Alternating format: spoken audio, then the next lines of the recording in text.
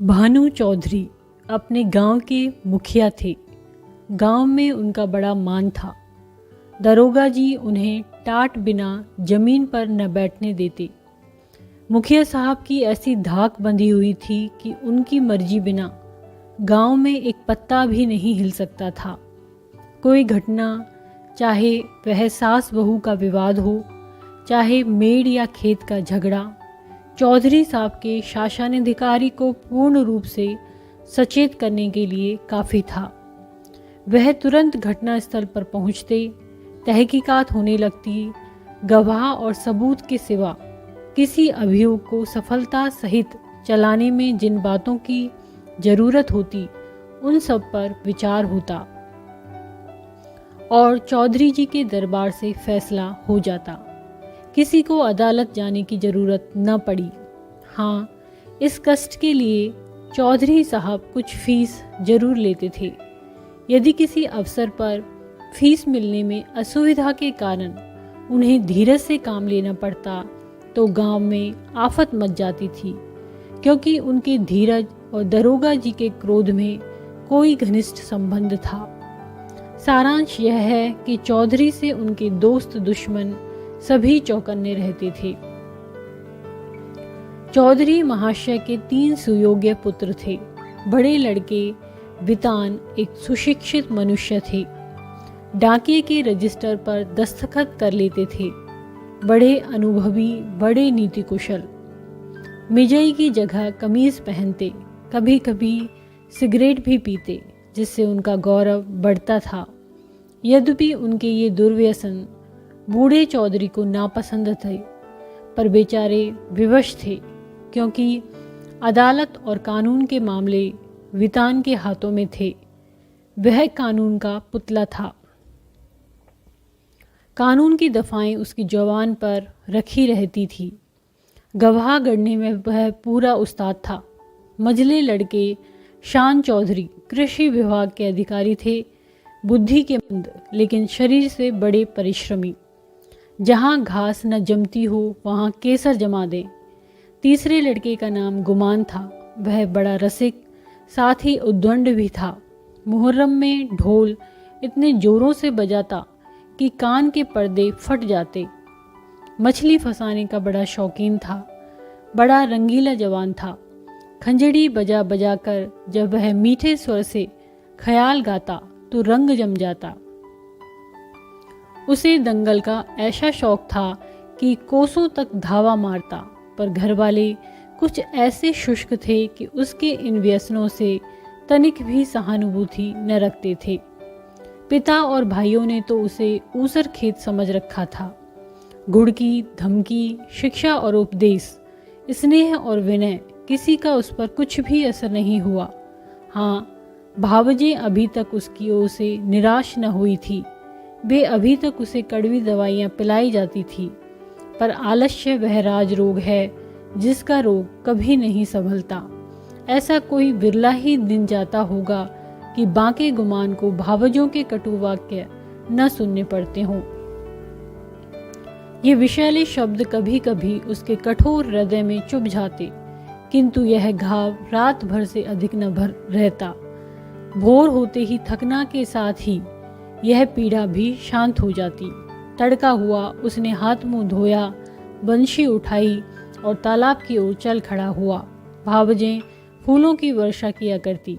बूढ़े चौधरी पैंतरे बदलते रहते और भाई लोग तीखी निगाह से देखा करते, पर अपनी धुन का पूरा बांका गुमान उन लोगों के बीच से इस तरह अकड़ता चलता जैसे कोई मस्त हाथी कुत्तों के बीच से निकल जाता है। उसे सुमार्ग पर लाने के लिए क्या क्या उपाय नहीं किए गए।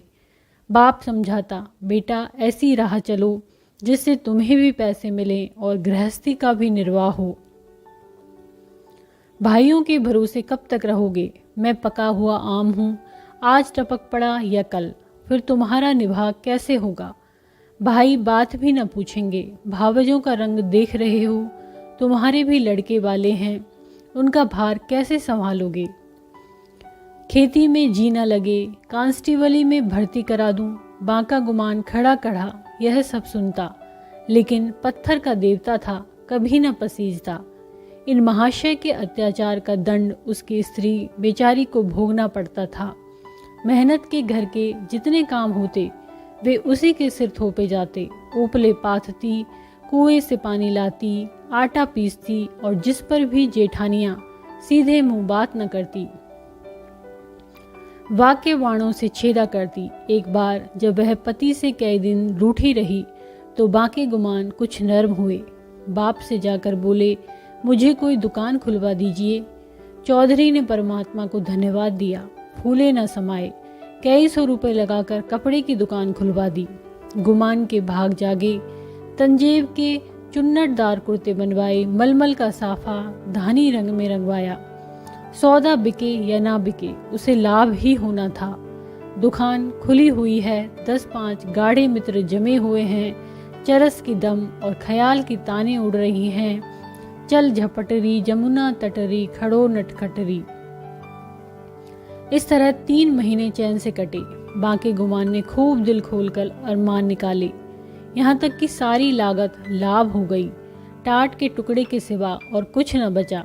बूढ़े चौधरी कुएं में गिरने चले। भावजों ने घोर आंदोलन मचाया। अरे राम, हमारे बच्चे और हम चीथड़ों को तरसें, गाठड़े का एक कुर्ता भी नसीब न हुआ और इतनी बड़ी दुकान इस निखट्टू का कफन बन गई। अब कौन मुंह दिखाएगा, कौन मुंह लेकर घर में पैर रखेगा। किंतु बाकी गुमान के तेवर जरा भी मैले न हुए। वही मुंह लिए वह फिर घर आया और वही पुरानी चाल चलने लगा। कानूनदा बितान उनके ये ठाट बाट देखकर जल जाता। मैं सारे दिन पसीना बहाऊं, मुझे नैन सुख का कुर्ता भी ना मिले। यह अपाहिज सारे दिन चारपाई तोड़े और यूं बन ठन कर निकले। ऐसे वस्त्र तो शायद मुझे अपने ब्याह में भी न मिले होंगे। मीठे शान के हृदय में भी कुछ ऐसे ही विचार उठते थे। अंत में यह जलन सही न गई और अग्नि भड़की तो एक दिन कानूनदा वितान की पत्नी गुमान के सारे कपड़े उठा लाई और उन पर मिट्टी का तेल उड़ेलकर आग लगा दी। ज्वाला उठी, सारे कपड़े देखते देखते जलकर राख हो गए। गुमान रोते थे, दोनों भाई खड़े तमाशा देखते थे। बूढ़े चौधरी ने यह दृश्य देखा और सिर पीट लिया। यह द्वेषाग्नि है, घर को जलाकर तब बुझेगी। यह ज्वाला तो थोड़ी देर में शांत हो गई, परंतु हृदय की आग ज्यों की त्यों दहकती रही।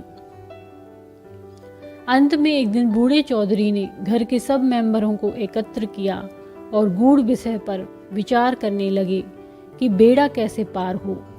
बितान से बोले, बेटा, तुमने आज देखा कि बात की बात में सैकड़ों रुपयों पर पानी फिर गया। अब इस तरह निर्वाह होना असंभव है। तुम समझदार हो, मुकदमे मामले करते हो, कोई ऐसी राह निकालो कि घर डूबने से बचे। मैं तो चाहता था कि जब तक चोला रहे सबको समेटे रहूं, मगर भगवान के मन में कुछ और ही है। बितान की नीति कुशलता अपनी चतुर सहगामिनी के सामने लुप्त हो जाती थी। वह अभी उसका उत्तर सोच ही रहे थे कि श्रीमती जी बोल उठी, दादाजी, अब समझाने बुझाने से काम नहीं चलेगा। सहते सहते हमारा कलेजा पक गया। बेटे की जितनी पीर बाप को होगी, भाइयों को उतनी क्या उसकी आधी भर भी नहीं हो सकती। मैं तो साफ कहती हूँ, गुमान को तुम्हारी कमाई में हक है। उन्हें कंचन के कौर खिलाओ और चांदी के हिंडोलों में झुलाओ। हम में न इतना बूता है न इतना कलेजा। हम अपनी झोंपड़ी अलग बना लेंगे। हाँ, जो कुछ हमारा हो वह हमको मिलना चाहिए। बांट बखरा कर दीजिए। बला से 4 आदमी हंसेंगे। अब कहाँ तक दुनिया की लाज ढोवें। नीतिज्ञ वितान पर इस प्रबल वक्तृता का जो असर हुआ वह उनके विकसित और प्रमुदित चेहरे से झलक रहा था। उनमें स्वयं इतना साहस न था कि इस प्रस्ताव को इतनी स्पष्टता से व्यक्त कर सकते। नीतिज्ञ महाशय गंभीरता से बोले, जायदाद मुश्तरका, मनकूला या गैर मनकूला आपके हीन हयात तकसीम की जा सकती है। इसकी नज़ीरें मौजूद हैं। जमींदार को साकितुल मिल्कियत करने का कोई इस्तेहकाक नहीं है। अब मंदबुंदी शान की बारी आई, पर बेचारा किसान, बैलों के पीछे आंख बंद करके चलने वाला, ऐसे गूढ़ विषय पर कैसे मुंह खोलता। दुविधा में पड़ा हुआ था। तब उसकी सत्यवक्ता धर्मपत्नी ने अपनी जेठानी का अनुसरण कर यह कठिन कार्य संपन्न किया। बोली, बड़ी बहन ने जो कुछ कहा उसके सिवा और दूसरा उपाय नहीं। कोई तो कलोजा तोड़ तोड़ कर कमाए, मगर पैसे पैसे को तरसे, तन ढांकने को वस्त्र तक ना मिले, और कोई सुख की नींद सोए, हाथ बड़ा बढ़ा के खाए। ऐसी अंधेर नगरी में अब हमारा निवाह न होगा। शान चौधरी ने भी इस प्रस्ताव का मुक्त कंठ से अनुमोदन किया। अब बूढ़े चौधरी गुमान से बोले, क्यों बेटा, तुम्हें भी यह मंजूर है? अभी कुछ नहीं बिगड़ा। यह आग अब भी बुझ सकती है। काम सबको प्यारा है, चाम किसी को नहीं। बोलो, क्या कहते हो? कुछ काम धंधा करोगे या अभी आंखें नहीं खुली? गुमान में धैर्य की कमी न थी। बातों को इस कान से सुनकर उस कान से उड़ा देना उसका नित्य कर्म था। किंतु भाइयों की इस जनमुरीदी पर उसे क्रोध आ गया। बोला, भाइयों की जो इच्छा है वही मेरे मन में भी लगी हुई है। मैं भी इस जंजाल से भागना चाहता हूँ। मुझसे न मंजूरी हुई न होगी। जिसके भाग्य में चक्की पीसना बदा हो वह पिसे। मेरे भाग्य में चैन करना लिखा है। मैं क्यों अपना सिर ओखली में दूं? मैं तो किसी से काम करने को नहीं कहता। आप लोग क्यों मेरे पीछे पड़े हुए हैं? अपनी अपनी फिक्र कीजिए। मुझे आधे सेर आटे की कमी नहीं है। इस तरह की सभाएं कितनी बार हो चुकी थी, परंतु इस देश की सामाजिक और राजनीतिक सभाओं की तरह इसमें भी कोई प्रयोजन सिद्ध नहीं होता था। 2-3 दिन गुमान ने घर का खाना नहीं खाया।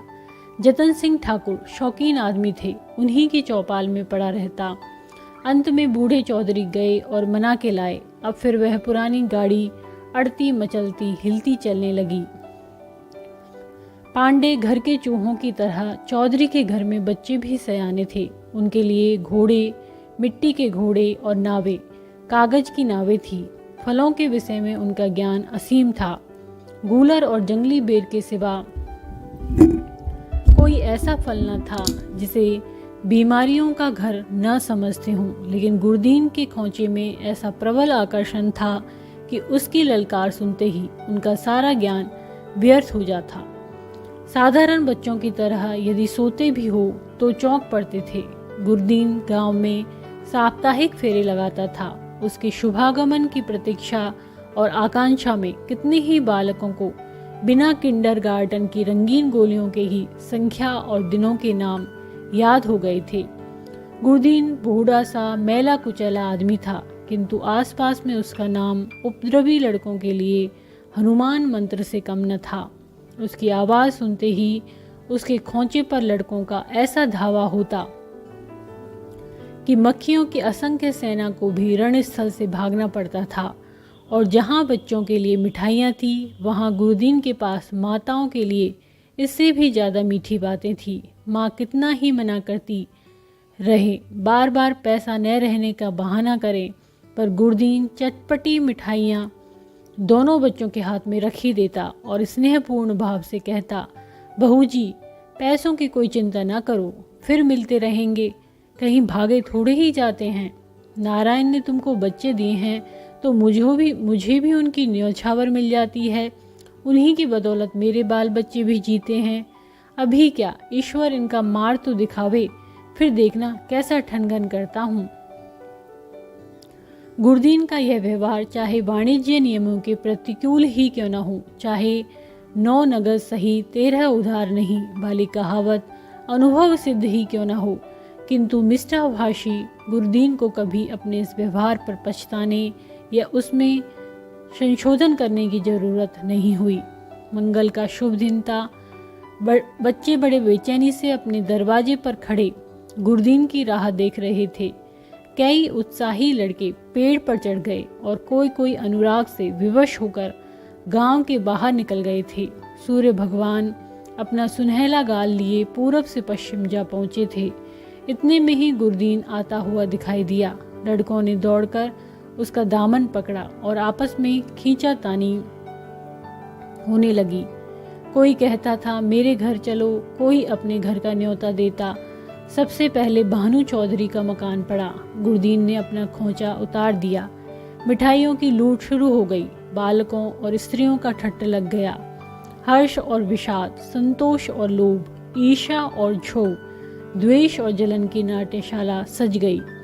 कानूनदा वितान की पत्नी अपने तीनों लड़कों को लिए हुए निकली। शान की पत्नी भी अपने दोनों लड़कों के साथ उपस्थित हुई।